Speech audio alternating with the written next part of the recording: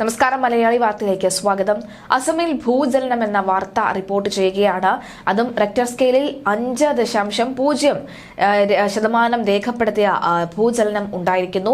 അസമിലെ മൊറിഗാവ് ജില്ലയിൽ വ്യാഴാഴ്ച പുലർച്ചെ റെക്ടർ സ്കെയിലിൽ 5.0 തീവ്രത രേഖപ്പെടുത്തിയ ഭൂചലനം ഉണ്ടായതായാണ് നാഷണൽ സെന്റർ ഫോർ സീസ്മോളജി അറിയിച്ചിരിക്കുന്നത്. പുലർച്ചെ 2:25 ഭൂചലനം അനുഭവപ്പെട്ടത്.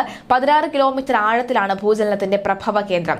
ചൊവ്വാഴ്ച രാവിലെ ബംഗാൾ ഉൾക്കടലിൽ 5.1 തീവ്രതയുള്ള ഭൂചലനം അനുഭവപ്പെട്ടിരുന്നു. ഉപരിതലത്തിൽ നിന്ന് 91 കിലോമീറ്റർ ആഴത്തിൽ അനുഭവപ്പെട്ട ഭൂചലനം രാവിലെ 6:10 ഉണ്ടായത്. ബംഗാൾ ഉൾക്കടലിൽ 5.1 തീവ്രതയിൽ ഭൂചലനം അനുഭവപ്പെട്ടതായി റിപ്പോർട്ടുകളുണ്ട്. കൊൽക്കത്തയിലും ബംഗാളിലെ മറ്റ് ഭാഗങ്ങളിലും ഒഡീഷയിലെ പുരിക്ക് സമീപവും ഇതിന്റെ പ്രകമ്പനം അനുഭവപ്പെട്ടിട്ടുണ്ട്. പുലർച്ചെ 6:10 ഭൂചലനം ഉണ്ടായത് എന്നാണ് national centre for seismology report ചെയ്യുന്നത്. ബംഗാൾ ഉൾക്കടലിൽ 91 കിലോമീറ്റർ ആഴത്തിലാണ് ഭൂചലനം ഉണ്ടായത് എന്നാണ് അധികൃതർ അറിയിച്ചത്. കൊൽക്കത്തയിലും സമീപ പ്രദേശത്തിലും ആളുകൾക്കിടയിൽ ചെറിയ ഭീതി പരത്തിയെങ്കിലും ആളപായമോ നാശനഷ്ടമോ റിപ്പോർട്ട് ചെയ്തിട്ടില്ല.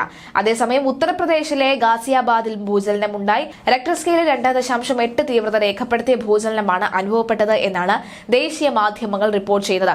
ഞായറാഴ്ച വൈകിട്ട് 3:24 ഭൂചലനം ഉണ്ടായത്. 10 കിലോമീറ്റർ ആഴത്തിലാണ് ഭൂചലനം ഉണ്ടായതെന്നാണ് നാഷണൽ സെന്റർ ഫോർ സീസ്മോളജിയെ ഉദ്ധരിച്ച് ദേശീയ മാധ്യമങ്ങൾ റിപ്പോർട്ട് ചെയ്യുന്നത്. കഴിഞ്ഞ തിങ്കളാഴ്ച പുലർച്ചെ ദില്ലിയിലും ഭൂചലനം അനുഭവപ്പെട്ടിരുന്നു. റെക്ടർ സ്കെയിലിൽ 4.0 തീവ്രത രേഖപ്പെടുത്തിയ ഭൂചലനം ദില്ലി നിവാസികളിൽ പരിഭ്രാന്തപ്പെടുത്തിയിരുന്നു.